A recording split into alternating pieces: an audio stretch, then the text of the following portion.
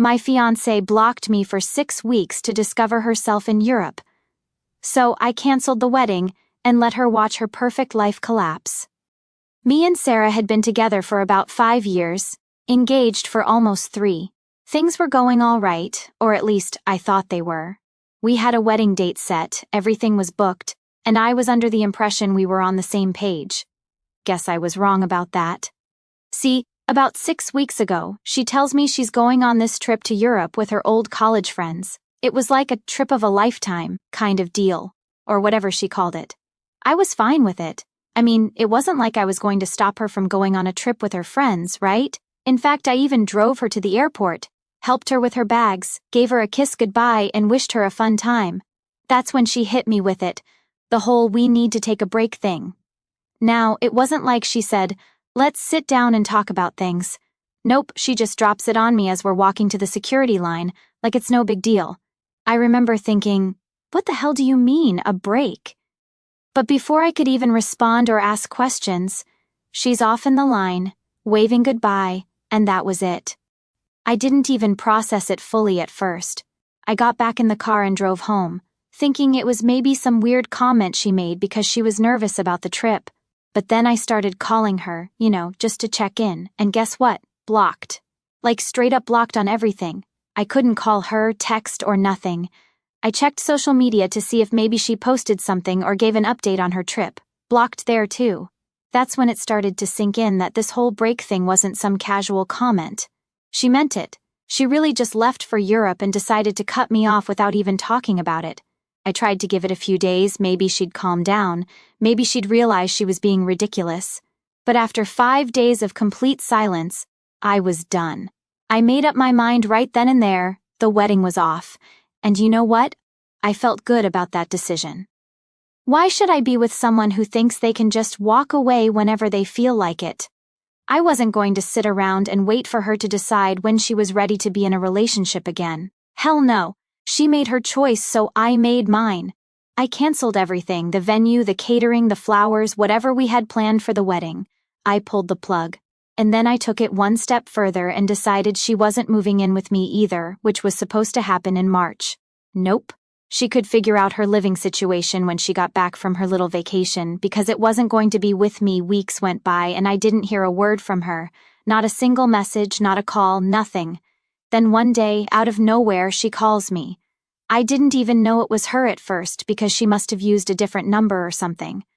She says she's getting back on Thursday morning, gives me her flight details like I'm supposed to care, and acts like everything is just fine, like she didn't ghost me for 6 weeks. I paused for a second and then said, "What's that got to do with me?" And man, the silence on the other end of the phone was golden. She didn't know how to respond. I didn't give her a chance to explain either. I blocked her, just like she did to me. And that was the end of it. Or at least I thought it was. Later that day I figured it was time to let people know what was up, especially since the wedding was off and all. We had a group chat with some of our friends and family, so I just posted a quick message saying, "Hey, just letting everyone know the wedding is canceled, and so is our relationship." I didn't think it would blow up like it did, but man, people had questions. Everyone started asking what happened, so I laid it out for them. I told them how Sarah went off to Europe, decided we needed a break without even asking me, and then blocked me for 6 weeks.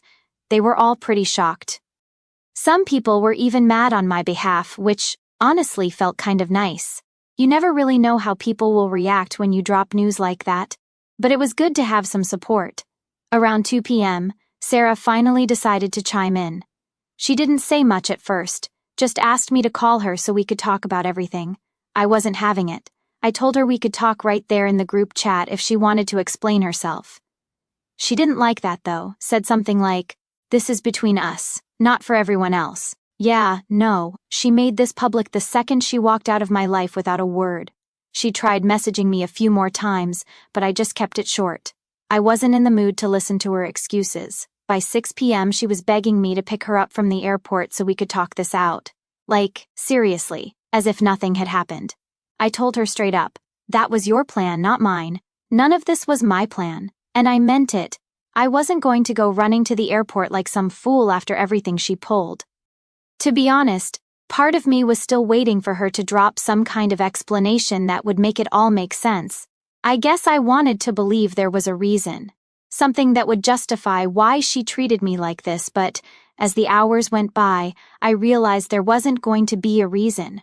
She wasn't going to come back with some grand apology or tell me there was some misunderstanding. She made her choice, and I had to live with that. Chibrer. So the next few days, I focused on getting my life back on track. I wasn't about to let this ruin me. I started going through our shared accounts, making sure everything was split up. And yeah, I changed the locks on my apartment. Last thing I needed was her showing up unannounced, thinking she could just waltz back into my life. I was done with that. I even started looking at some trips of my own. I figured if she could run off to Europe for 6 weeks, maybe I should take some time for myself too. I deserved it after all the crap she put me through. Anyway, that's where things stand right now. She'll be back in a couple of days, but I'm not going to be there waiting. She can figure out her own way home. As far as I'm concerned, this chapter of my life is over, and I'm moving on to better things. Alright, so let me tell you what happened next, because things got wild pretty quick. After I made my peace with the fact that the wedding was off, I figured it was just a matter of time before Sarah tried to reach out again. I was ready for it, but what I didn't expect was how fast she'd try to play the victim card. It all started when I got this message from one of our mutual friends, Emily. Now, Emily's cool, she's always been straight with me. But this time, she was a bit hesitant, like she didn't really want to get involved. She sends me a screenshot from another group chat, one that I wasn't in, obviously. It was Sarah talking to some of her friends, trying to paint this whole thing like I was the one who overreacted. Can you believe that? In the chat, she's telling them how stressed she was about the wedding and how she needed space to clear her head. She even said something like, "I didn't mean for the break to last that long, but I thought he would understand." And then there was this gem. I just needed to figure out if I was ready for marriage, but he canceled everything before I could talk to him. I almost laughed when I read that. Like she blocked me on everything for 6 weeks, then acts like I'm the one who didn't give her a chance to talk? Nah, that's not how this works. I felt my blood boiling just reading the messages. She was playing the whole poor me card, telling everyone that I was being irrational and rushed into canceling the wedding. At this point, I knew I couldn't just let her keep running her mouth, making me look like the bad guy. So I decided to address it head on. I wasn't going to let her rewrite history. I jumped into the main group chat, where all our close friends and family were still buzzing from the wedding cancellation news.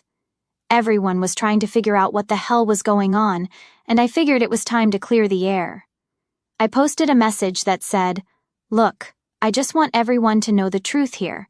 Sarah decided we were taking a break without talking to me, blocked me for 6 weeks, and now she's acting like this is some kind of miscommunication. I canceled the wedding because I wasn't going to sit around waiting for someone who didn't respect me enough to even have a conversation." Immediately, people started replying, offering their support and saying how messed up the whole situation was. Sarah was silent in the chat for a good hour or so after that. But then she finally came in with some weak excuse about how she didn't think it would go this far, and how she never meant to hurt anyone. Again, no accountability, no real apology, just trying to save face. One of my buddies, Jake, jumped in and called her out right there in front of everyone. He was like, "Sarah, you can't just drop a break on someone and disappear for weeks and expect everything to be fine when you come back. That's not how relationships work." Honestly, I was relieved someone else said it, because I was getting tired of defending myself at this point. Now, here's where things got interesting. Sarah's friend Megan, who I always suspected was kind of shady, decided to back Sarah up. Megan starts saying how Sarah's been through a lot and how wedding pressure can really mess with your head. She was trying to make it sound like Sarah was the victim of stress and anxiety, which, okay, I get that planning a wedding is stressful, but come on, that's not an excuse to block your fiancé and go radio silent for 6 weeks while you're partying in Europe. Megan goes on saying stuff like, "You should have given Sarah more time to process everything, and maybe you acted too quickly by canceling the wedding." That's when I lost it. I wasn't about to sit there and listen to some third-party person who wasn't even in the relationship try to tell me how to handle it. So I replied, "Megan, with all due respect, you don't know the half of it. This isn't about wedding stress, it's about the fact that Sarah blocked me, cut me off completely, and didn't bother to talk to me once during the whole trip. I tried, I called, texted, and got nothing. How much more time was I supposed to give her? Another 6 weeks? A year? If Sarah didn't want to be with me, she could have said that. But instead, she disappeared and expected me to just sit around waiting. That's not how it works. A brewery chat went quiet after that. I think everyone was starting to realize just how messed up the whole situation was. Even Megan didn't have much to say after that. A couple of days passed and I thought maybe things would calm down, but nope, I get another call from Sarah's sister, Rachel. Now, Rachel and I had always gotten along pretty well, so I figured maybe she was calling to check in or something. But as soon as I answered, she went straight into, "Why did you cancel the wedding without talking to Sarah first?" I was stunned. I didn't expect Rachel to take Sarah's side, especially after everything.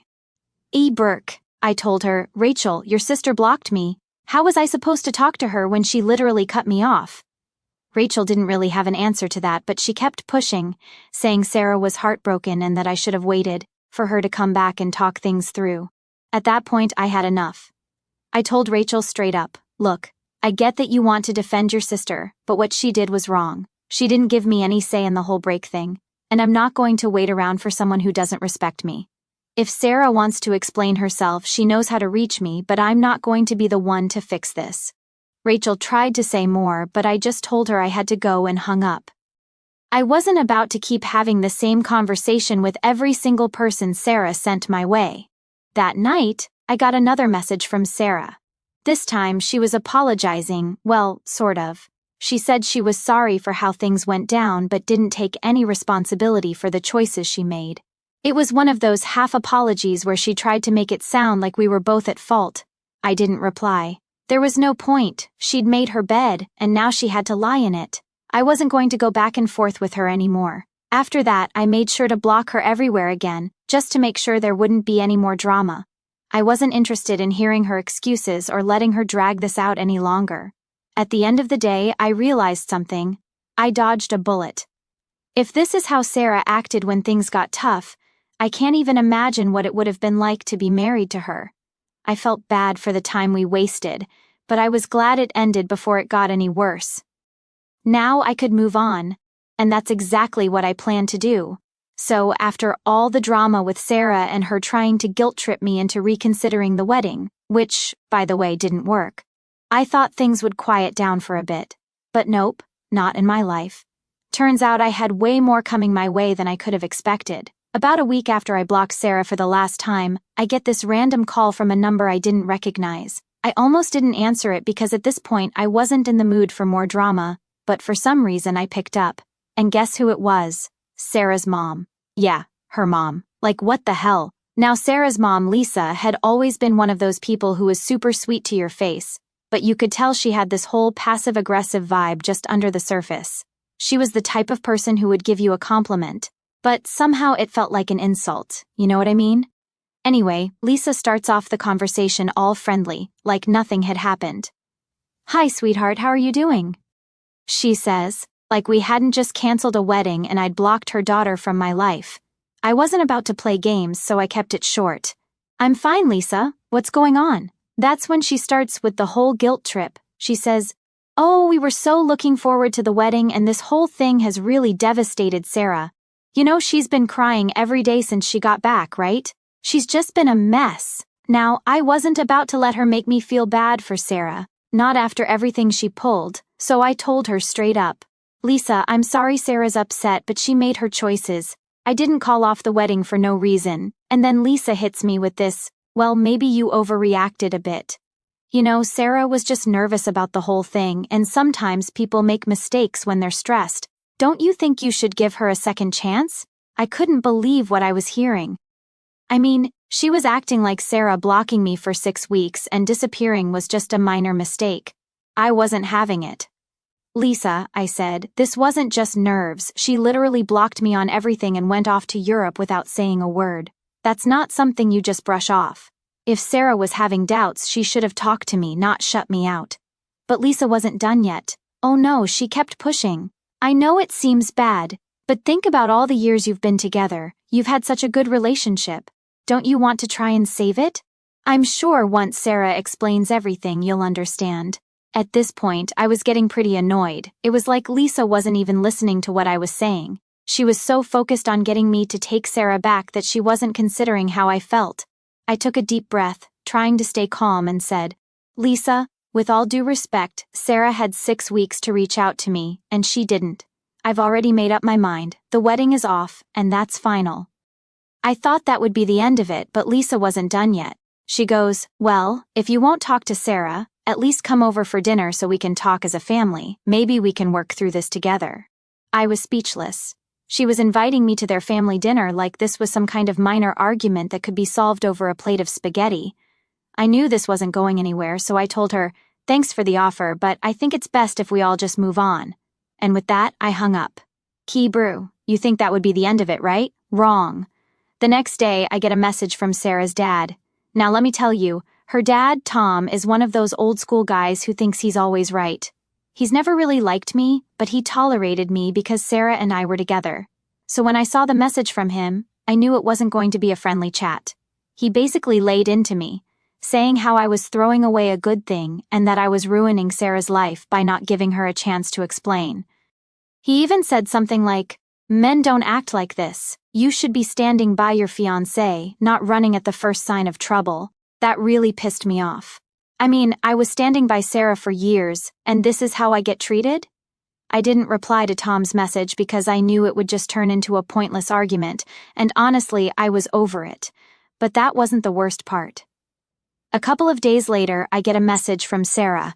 She used some other number to reach out, and it was a long message, like multiple paragraphs long. She went on about how she was sorry for everything, how she didn't mean to hurt me, and how she realized she made a mistake. She said she was confused about the wedding and needed time to think but didn't know how to tell me, so she panicked and blocked me.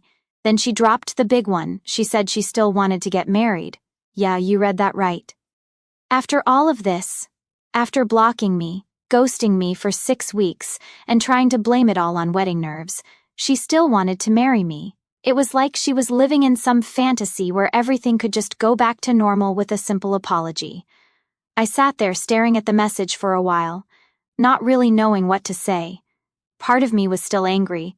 No, actually, most of me was still angry. But there was a small part of me that felt, I don't know, sad, I guess. Like we'd spent years together, and this is how it all ended. It wasn't how I pictured things going, that's for sure. But the more I thought about it, the more I realized that this wasn't something I could forgive. It wasn't just about the wedding or the trip to Europe. It was about trust. Sarah had broken that trust, and no amount of apologies or explanations was going to fix it. I couldn't marry someone who thought it was okay to just disappear when things got tough. So I did what I should have done from the start. I blocked the number she used to text me, deleted the message, and moved on, for real this time. After all of that, I felt like a weight had been lifted off my shoulders. I wasn't tied down by Sarah's guilt trips or her family's pressure anymore. I could finally focus on myself and what I wanted for the future, and honestly, it felt pretty damn good. So you'd think after I blocked Sarah and her family again, things would finally settle down, right? Wrong, of course not, because that would be too easy. I swear it's like they just couldn't let go of the fact that the wedding was off, and they kept coming at me from every angle, like they were trying to wear me down or something. Spoiler, it didn't work. A couple of days after Sarah's last attempt to reach out, I get a text from someone else. This time, it's from one of Sarah's bridesmaids, Katie. Now, Katie and I weren't exactly close. I mean, she was always nice enough when we hung out as a group, but she was more Sarah's friend than mine, so when I saw her name pop up, I was immediately suspicious. Briefly, the text started off innocent enough. She was asking how I was doing, saying she'd heard about the breakup, blah blah blah. But I wasn't stupid. I knew she wasn't just checking in for no reason, so I kept my response short, something like, "Yeah, I'm fine, just dealing with everything one day at a time." And then she hits me with it, "I think you should hear Sarah out." Here we go again. I stared at my phone for a minute, trying to figure out if I should even respond. Part of me wanted to just block Katie too and move on, but I was curious. I wanted to see where this was going. So I asked her why she thought that. Katie goes on this long rant about how Sarah's been really struggling and how she's been crying every day since she got back from Europe. She said Sarah was too scared to reach out to me directly because she thought I wouldn't listen. Apparently, Sarah had been telling her friends that she messed up big time but didn't know how to fix it. I sighed, feeling that irritation bubble up again. Katie, I've heard all of this already. I gave Sarah chances to explain herself, and she didn't. She blocked me for 6 weeks, and then expected everything to be fine when she got back. That's not something I can just forget. Katie tried again, saying how Sarah just needed space and didn't mean to hurt me. But the more she talked, the more I realized what was really happening. Sarah had sent Katie to do her dirty work, thinking maybe I'd listen to someone else. It was like she didn't even have the guts to face me herself anymore. Iberka, I was done. I told Katie, look, I appreciate you trying to help, but this isn't something that can be fixed with a few apologies. It's over, and that's it. I could tell she wanted to keep pushing, but I didn't give her the chance. I blocked her right after that. And then, just when I thought I was finally in the clear, I get another message. This time, it's from one of Sarah's cousins, Mark. Now, I hadn't heard from Mark in months, and out of nowhere, he's texting me asking if we can meet up to talk about everything. At this point, I was so fed up with everyone trying to drag me back into Sarah's drama that I almost didn't respond. But curiosity got the better of me. I wanted to know what angle Mark was going to come at me with, so I agreed to meet him for coffee. When I showed up at the cafe, Mark was already there, looking a little nervous. We sat down, and after some awkward small talk, he finally got to the point. Look, man, I know this whole thing with Sarah has been a mess. I just wanted to check in with you and see if there's any way you two could work things out. I almost laughed. Mark, it's done. There's nothing to work out. She made her choices and I made mine. He looked uncomfortable, like he knew he was about to say something I wasn't going to like. Yeah, I get that, but here's the thing. Sarah's been talking about how she thinks she made a mistake, and well, she's been hinting that maybe you guys could try again if you gave it some time. I put my coffee down, trying to keep my cool. Mark, no offense, but Sarah had her chance. She made a mistake, fine, but she didn't just make a mistake. She ghosted me for weeks. She cut me off like I didn't even exist. That's not something you can just bounce back from. He nodded, but I could tell he wasn't really hearing me. Yeah, but what if she's serious about fixing things? She's been talking about wanting to make it up to you. I shook my head.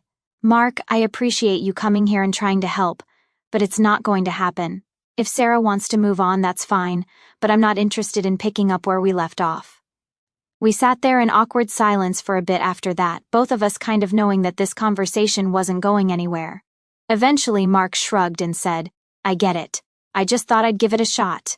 I finished my coffee, stood up, and said, Thanks for trying, man, but it's over. It's time for both of us to move on. He gave me a half-hearted smile, and we said our goodbyes.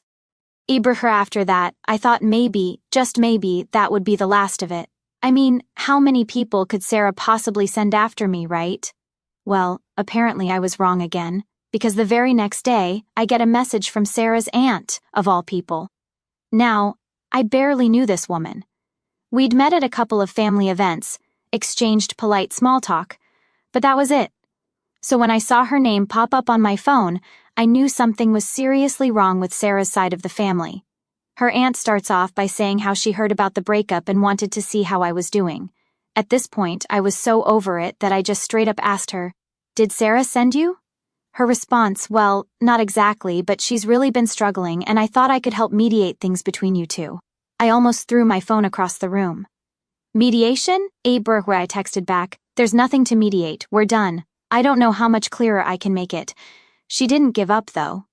She said something about how love is worth fighting for and how I shouldn't throw away years of a good relationship over a misunderstanding.